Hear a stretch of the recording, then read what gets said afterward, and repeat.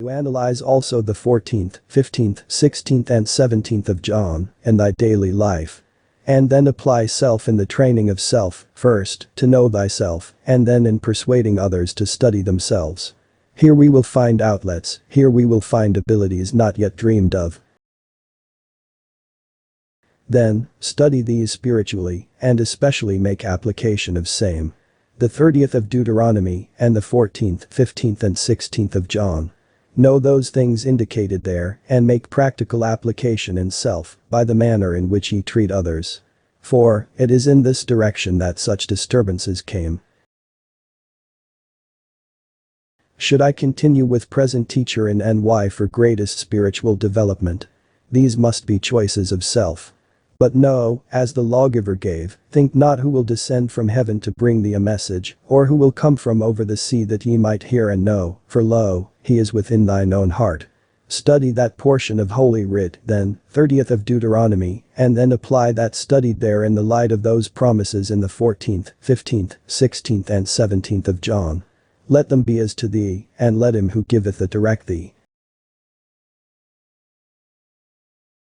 The anxieties through the mental should be controlled, first, by the mental body. This may best be done by defining or confining self to some particular form of ideal and following through with that. From these sources, we would give for the body not merely analyze or study these portions of the scripture, but apply to self the ideal presentation of what spirit, mental body and physical body represent in the world, as found in the 30th of Deuteronomy and the 14th, 15th, 16th and 17th of John. Hold to these principles, and we will see why there may be fear created by the mental body becoming so absorbed in physical disturbances, or so absorbed in things of self, as to become fearful of all other things outside of itself. For indeed as thy body is the temple of the living God, there he has promised to meet thee. And thy faculties, thy abilities, thy mental self, thy desires, thy hates and thy loves are all a part of thee, but ye nourish them, ye feed them by the manner of thought.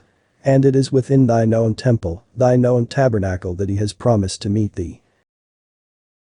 Just as he has given, who is the way, in the 13th, 14th, 15th, 16th chapters of John, if ye will but abide with me, this means living it, not professing only, not just making it something that is spectacular, but living it. For only that which ye give away, only that which ye live thing own self, is thine. Experience these by and in the manner of dealing with thy fellow man. If ye would have friends, show thyself a friend. Not merely to those who may in return be friendly to thee, but rather to those who are without friend. Have a cheery smile for everyone. Condemn no one. Even as he. Let it ever be, the Lord rebuke thee, not thine self, not thy saying who is this or that. Any spiritual advice. Look to him, who is the way and the truth and the light. Read very carefully and apply to self the 30th of Deuteronomy and the 14th, 15th, 16th, 17th of John. Not merely as something beautiful to interpret but as being spoken to self. These will aid in gaining that spiritual equilibrium necessary for the other forces to be of any help to the body. Then each day, not one day and skip 2 or 3, or 2 or 3 days, and then skip 1 or 2, read with the body many portions of the 30th chapter of Deuteronomy. Do analyze and make practical applications of those tenets and truths that are given in the 14th, 15th, 16th and 17th of John. What can I do to further advance my psychic endeavors? Study to show thyself approved unto God, a workman not ashamed. Take those suggestions in the 14th, 15th, 16th and 17th of John, making them a part of thy life. The entity must keep itself busy in those activities for the uplift in spiritual, in mental, associations of others. And as the entity leads self in those activities, it will lose sight of overconsciousness in disappointments, disillusionments in individuals.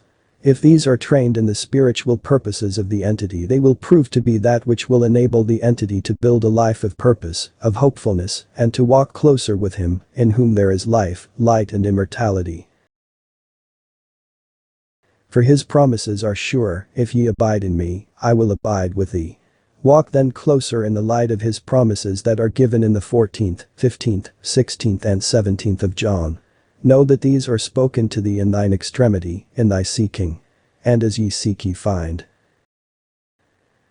How am I to overcome a persecution complex? Supply the mental forces with a spiritual promise.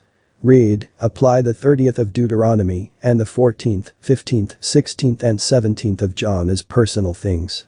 Not merely learn these as a routine, but make practical application of them. We will overcome this fear complex as well as the feeling of being inefficient. And in his might and power is all strength and all aptitude. Remain quiet and use that as the period of meditation, as a prayer period, as a study period of the spiritual associations of body and mind with the creative forces, or God. And we will find a better outlook in every way. Read especially the 14th, 15th, 16th and 17th of John. And know that these words are directed to thee. Learn them so that you may repeat them, but most of all live them. Give suggestions as to how I may use my time here to advance in spiritual living or spiritual development and thus require less reincarnations. As indicated, make thy path straight. Live that ye ask others to be. Do the things thou knowest to do, seeking to know his way with thee. Ask and ye shall receive, knock and it shall be opened unto thee. For, as ye will analyze the 30th of Deuteronomy, the 14th, 15th, 16th and 17th of John, lo, it is within thine own self. Keep it inviolate. Keep the mental attitude correctly. Know that there is a purpose for the entity's activity in the earth. Do not become discouraged. Dedicate rather thy life and thy ability to the service of the living God. For, it is in him, ye live and move and have thy being. All healing, then, must come from and through him. Live cheerfully, live purposefully, live expectantly, that he will use thy service for his God's glorification, not thine but God's glorification. And ye will find good in all ye do. Study these especially, not just to know them by heart, but be able to repeat every word, but repeat it the better in thy life and in thy dealings with others. The 30th of Deuteronomy, the 14th, 15th, 16th and 17th of John. And do it. For, before this the entity was in the land of the present nativity, when there was the building up of a heritage physical and mental during the early Dearborn experience. The entity was among those that entertained or prepared what today would be called the conversation, the script for the play that would be enacted for entertainment, in what today would be called questionable places. Yet the entity kept these sayings, these activities, in that line, in that phase of experience, that more often than otherwise brought the lesson home to those that were entertained by the activities. In the present we find abilities of the entity in writing, depicting, the ability to make small talk, to present a real lesson.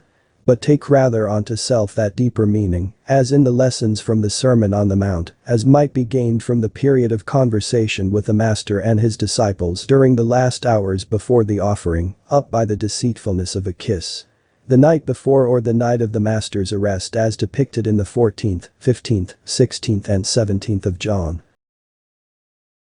Weave that into thy stories, as to the promise, as to the if, as to the manner in which each soul would make itself at one with that creative force. Not that the book, the article, that the entity would write, would become as a tract, no. But the purpose, the idea, the hope behind each conversation depicted in the writing, shall carry a lesson.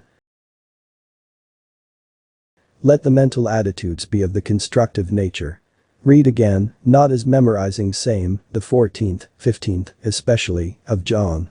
This will attune and accord thyself to those greater abilities to become more and more, as has oft been sought within self, a greater channel of blessings to others. Is there any special study that I should pursue in order to reach the best development? As indicated to many, and as may be given to this entity, there is none better than that which may be found in the 14th, 15th, 16th and 17th chapters of John. For, there you meet him again face to face. How can I develop my psychic power? By the intuitive forces that lie within, by the study very closely of those tenets as he has given in the 14th, 15th, 16th and 17th chapters of John. For put thy trust in him and he will guide thee aright in thine intuition, in thy expressions in the psychic or the soul forces of self. Well, that the body enter into meditation each evening at a specified time, place, and begin with the 14th chapter of John, and remember these words forward and backward unto the end of the 17th chapter, as has been set out. In this association, this sphere of communication, may there come none, but those that are in accord with the proper and correct development of the inner man, for as this begins, in my Father's house are many mansions, is spoken of self even as in the end, lo, I am with you, even unto the end of the world. Make that presence ever felt within self. No evil may enter.